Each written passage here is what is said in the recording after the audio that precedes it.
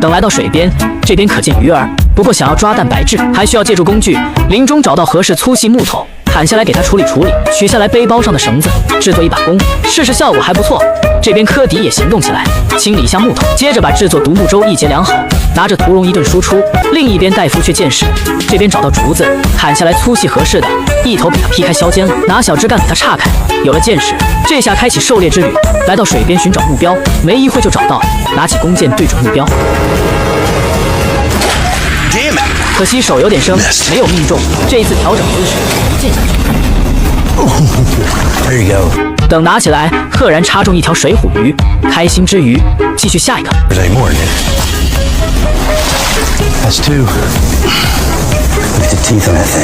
就这么，这天收获还行。另一边，科迪持续不断，耗费能量，有点口渴，升起篝火，用水瓶装满水，架篝火上烧。等待期间，戴夫回来这边拿出来今天收获，科迪看了也是很开心，放在篝火中炭烤。期间戴夫也没闲着，收集木头，一字斜放在树头，搭建庇护所，再收集来棕榈叶，给它盖在上面，最后铺上叶片，庇护所就搭建完成。而就在这时候，鱼也刚烤好，两人都过来，就这么吃起来，肉质无比鲜美，蛋白质怕是牛肉几十倍，一阵狼吞虎咽。等进入晚间，科迪依旧在干活，把烧红木炭放入木头中，给它烧个空间出来。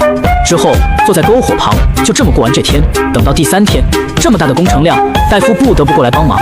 这天两人相互配合，科迪先帮忙烧一些水，接着走来到外面，发现棕榈树上一个种子夹非常大，拿来杆子，顶部绑上套索，先是从树上给它弄下来，带着这个来到一旁，掏出小刀一头切开，接着把里头种子给拉出来。而这个巨大种子夹变成一个巨大容器，用以装水相当不错，拿起来喝，带有淡淡果香味。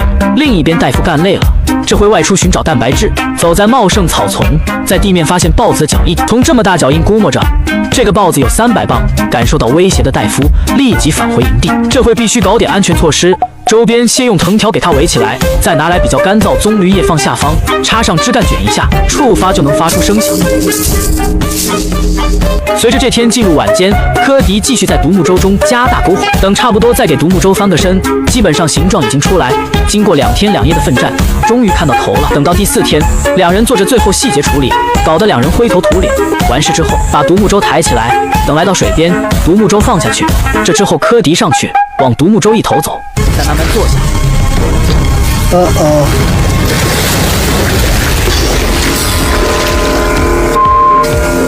就在这时，独木舟沉没，两人看着这个也沉没了。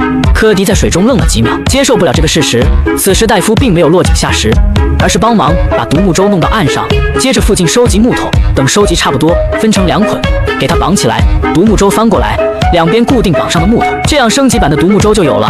两人坐上去，这一回非常稳健，就这么沿着这边河流出发。这天航行几小时，直到夕阳西下，一路也算顺利。就在这时候，一旁发现牧场，文明痕迹显现，本次挑战成功。安达瓜山谷位于秘鲁东南部，这里充满熔岩烧焦的岩石沙漠，拥有80多座火山，而几百年前印加人曾经在此居住，他们的建筑拥有独特风格，从而也吸引众多考古学家和历史爱好者的到来。在这片被称为火山谷的荒地，沙漠中的荒凉根本难以想象。